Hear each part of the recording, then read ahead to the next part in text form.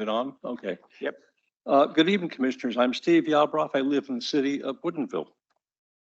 My background includes a bachelor's degree in economics and an MBA in industrial relations and finance from University of California, Berkeley. I have multiple decades of experience in the field of compensation, including over a decade as compensation manager at the Lawrence Livermore National Laboratory with about 7,500 employees. With respect to this process, unlike other city commissions, this commission was resurrected without public notice. You were selected in secret, without open interviews, and so rightly or wrongly, you serve under a veil of suspicion. I'm sure that's not a surprise. Thus, your personal integrity is on the line to do this properly and to serve only the Woodinville taxpayers, not just the council that appointed you.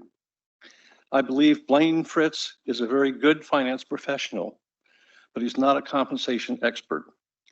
The comparisons outlined in the last meeting and criteria selected are not best practices. The position of council member is not a job in the traditional sense. It is a volunteer position sought by those who should wish to serve their city. We don't have a turnover problem. Instead, we have citizens competing to be elected to council. Truly, that's what they receive, or what they receive is an honorarium, not a paycheck. Let me say, I believe the proper criteria for comparables would include government structure, council manager versus mayor council, or strong mayor. We are a council manager city. Do they manage police, fire, or contract for it? We contract for it. Again, we're looking for comparables. Number of employees supervised, including the ability to hire, fire, evaluate for performance, and so forth. With all city manager cities, the council supervises exactly one employee, the city manager. The number of citizens served, that's who the council represents. I will note that the average of your 5 comparator cities adjusted by the respective cost per resident results in $496 per month. This is economies of scale. That is $104 less than Woodinville's current compensation. The level of financial responsibility typically is ability to commit dollars. Determining what responsible really means is important. A significant portion of the city's budget is obligated spending, state, county mandates, as well as previously signed contractual agreements, such various developer agreements, and all circumscribe the responsibility of council. Lastly, I must caution you, typically fewer than 10 comparable data points is viewed as low quality, as even one significant outlier can skew any of the averages. Having reviewed the available data, I must call out a number of questionable or invalid criteria discussed at your first meeting. I recognize you all are not experts, so you're trying to find the right thing. Mr. Yarbrough. Assessed property value. Mr. Yarbrough, thank you for your comment. We have the rest in writing, but we've reached time. I'd like to let other folks speak. Okay, can I have someone else read the rest of my comment? Unfortunately, the rules do not permit such, but we do have your comment in writing. We'll follow up, or we will read it. Good, I'll look forward to it. Thank you.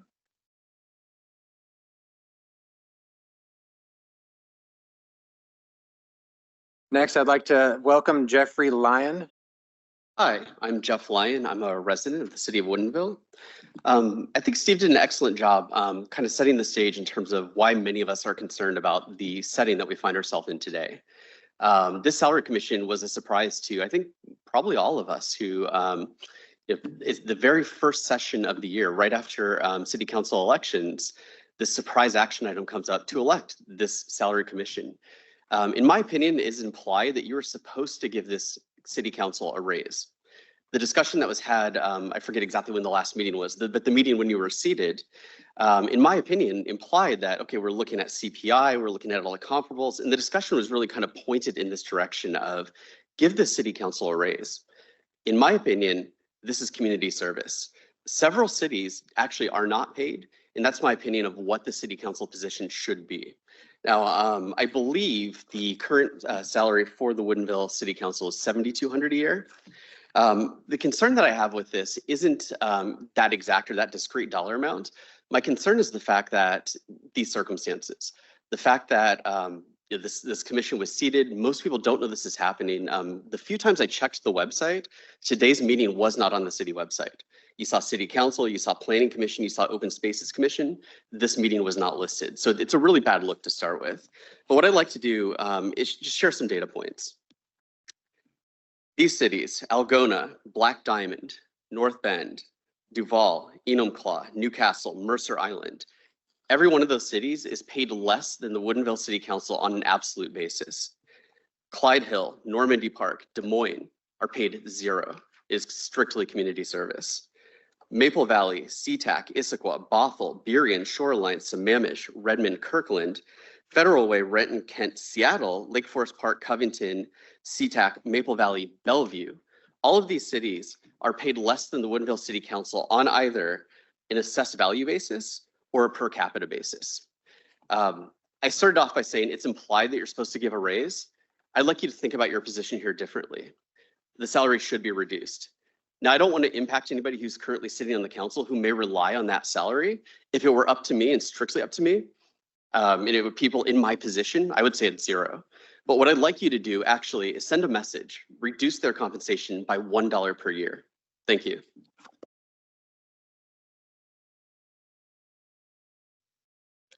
James Randolph, open to the floor.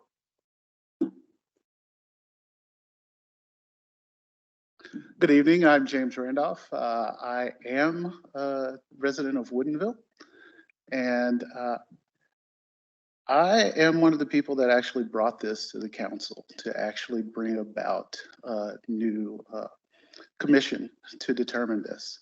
One of the things that I brought it up for was to explore equity and how it actually looks across these cities in terms of comparables. I'm not asking you to raise a salary. I'm looking at you to look at the existing comparables, the existing pay of the city of Woodinville's council, and see if it needs to rise or fall based on those comparables. That is the only thing you are here for, and I'm actually ashamed that we have a number of bullies that are coming forth to actually present things that don't align with that. It's not very difficult to see that presenting a story where we have Bellevue and Seattle in our list of comparables is out of bounds. Bellevue is not Woodinville. Seattle is not Woodinville. Redmond is not Woodinville. We live on a different scale. And one of the things that I will point out that my recent experience with doing compensation is within the industrial sector. And my views of comp is in terms of fairness. If we can find that median, that is the place to be. And I don't determine how I pay my people based on what city they live in per capita. Thank you. Pardon, Alex Campbell to the floor.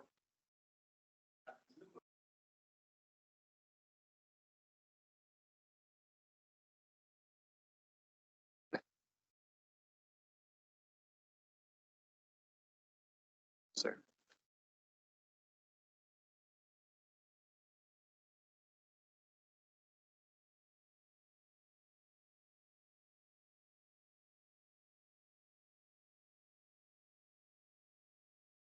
Good evening. I'm Alex Campbell. I am a citizen of Woodinville, resident of Woodinville, whatever the right terms are today. I'm going to talk a little bit about the data I gave you, but first I had an idea this morning and I thought it was a really good one, so I'm going to share it. I want a hyper-local example. This is a comparable you can't claim as any different. Planning Commission meets on Wednesday. Planning Commission will have a 2.5-hour meeting probably. Usually it's 2 hours, but they will definitely go over this time.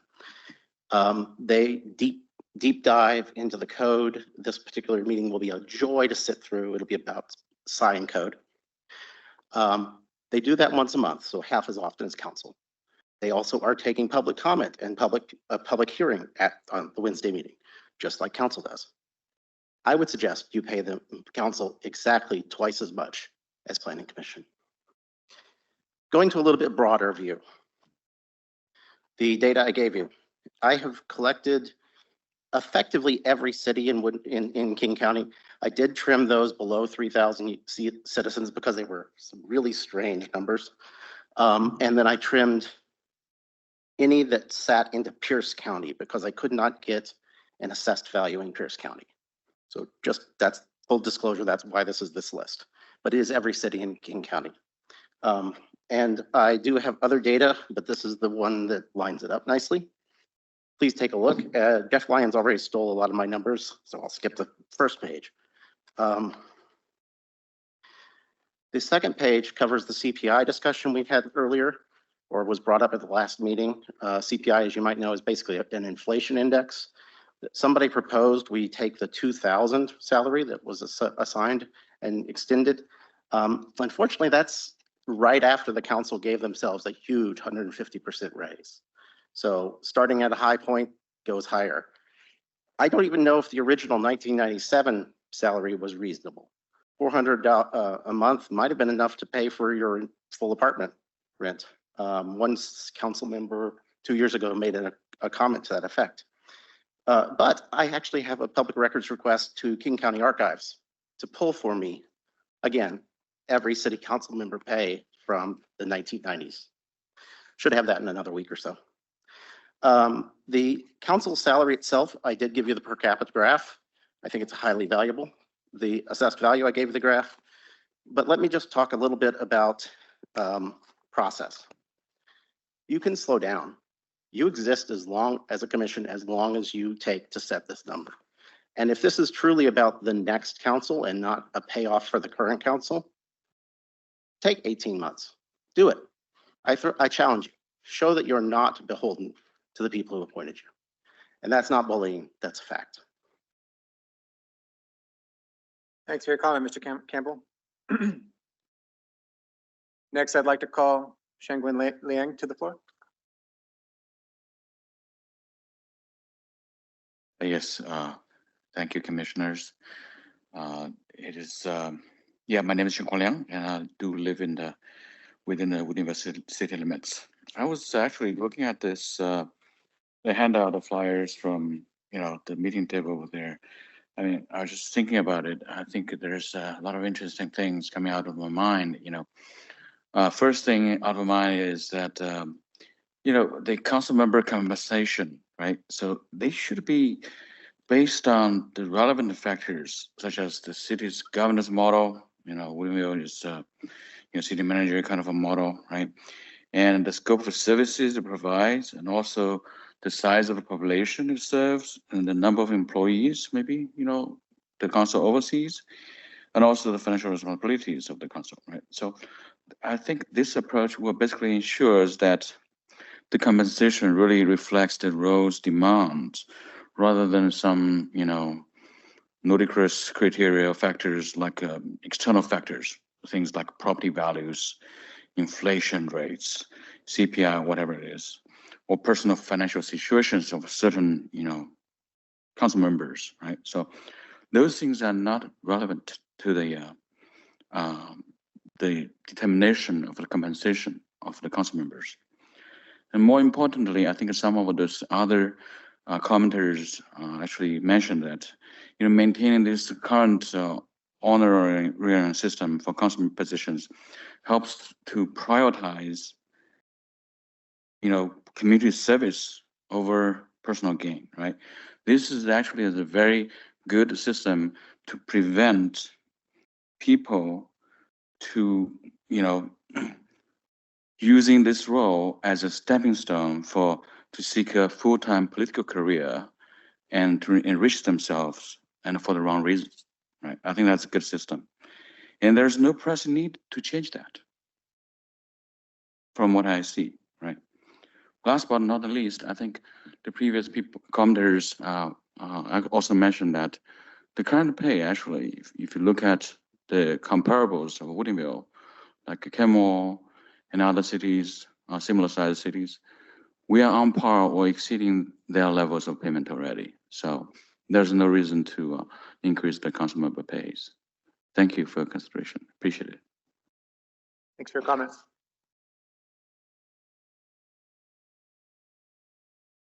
Next, I'd like to welcome Mike Millman to the floor.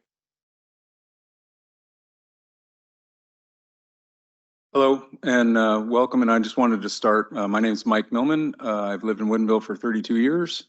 And I do have some experience with compensation and comparables. I served for the city of Everett in the fire department, and I negotiated contracts for over a couple of decades, and that had to include comparables. Comparables in this context are not Seattle, Bellevue, or some of the other larger cities. They're like-sized cities that do a similar job. Those are comparables. So the attempt to make it more complex than it needs to be is not necessary. It should be cities within the same population of Woodinville and council members that do a similar job. So I just want to make that clear. We also had some language that I'm sure you're aware of, but I'd like to just repeat. This is our fifth public comment period on this exact topic. It was not a surprise thing at the last minute. This was established 2 years ago. With this is now our fifth public comment period. In the guidelines for this commission, I got to put on my glasses. I didn't know it was that small. So the Salary Commission shall seek to ensure that salaries allow equitable access to elected positions by all citizens of the city, regardless of socioeconomic status.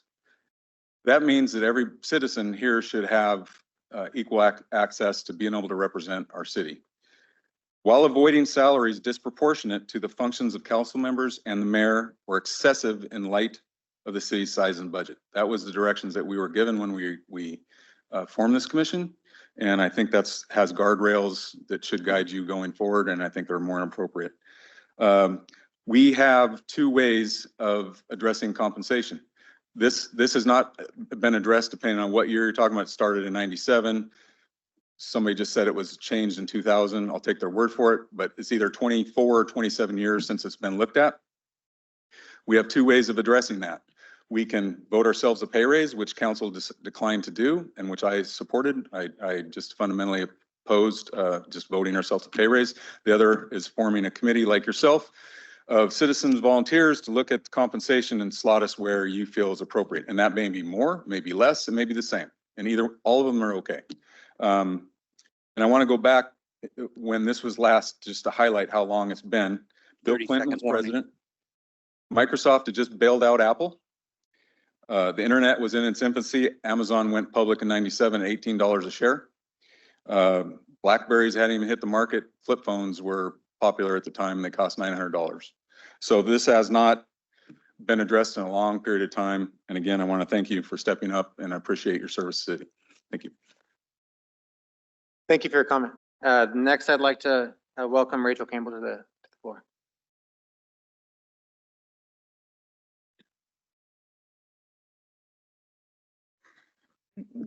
Good evening. I'm Rachel Best-Campbell. I live within the city limits.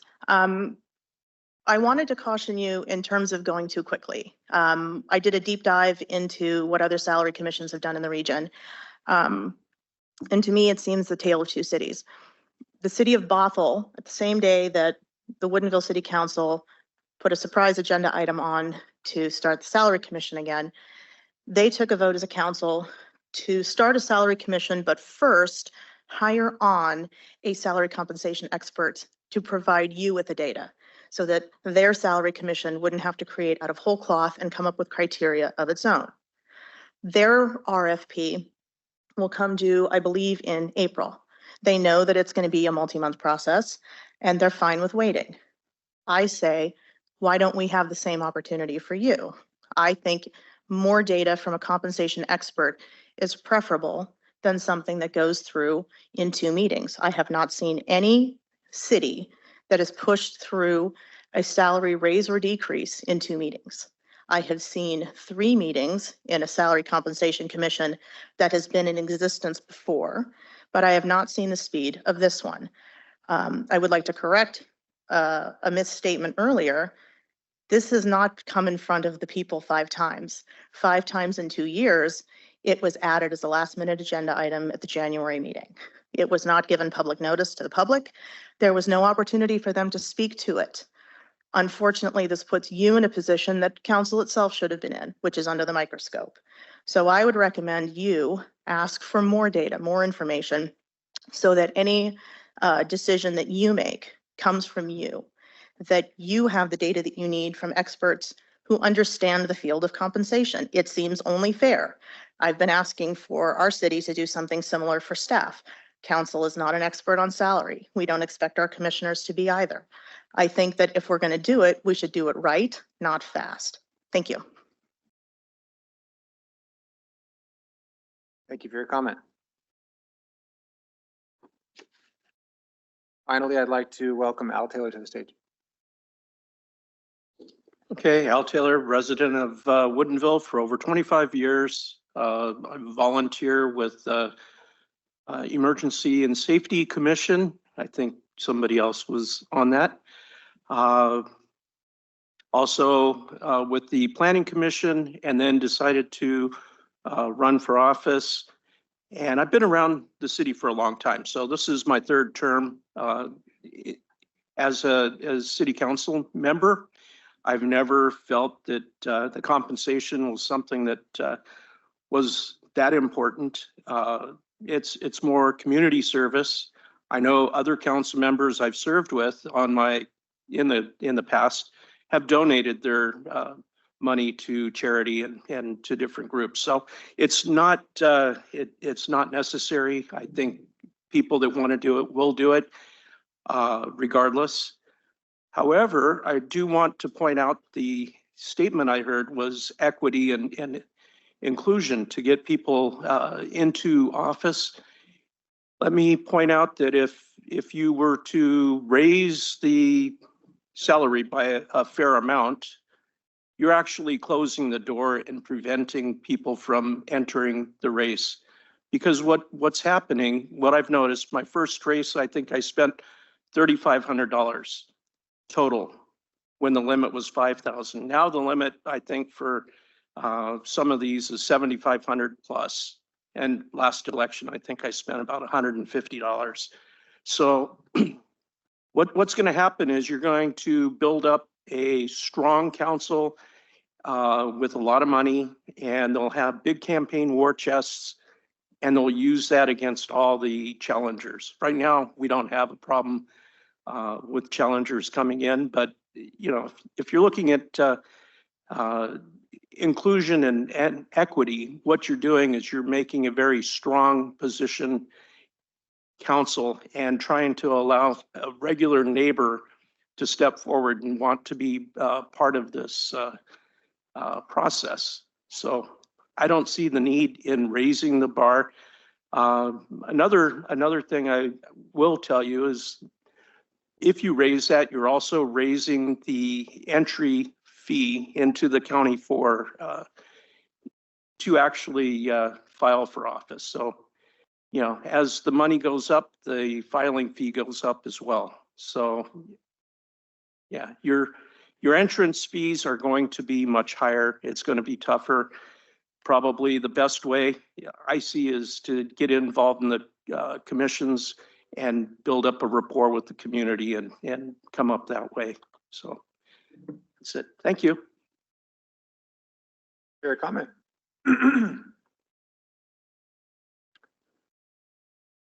All right, with that, the public comments period is closed. We're going to move to the next agenda item. The first business item on our list is consideration of February 12th, 2024 meeting minutes. Mr. Fritz? Yeah, the commission has a recommended motion in the packet. I assume everybody's had an opportunity to review the minutes. And so we just need a motion to make that happen.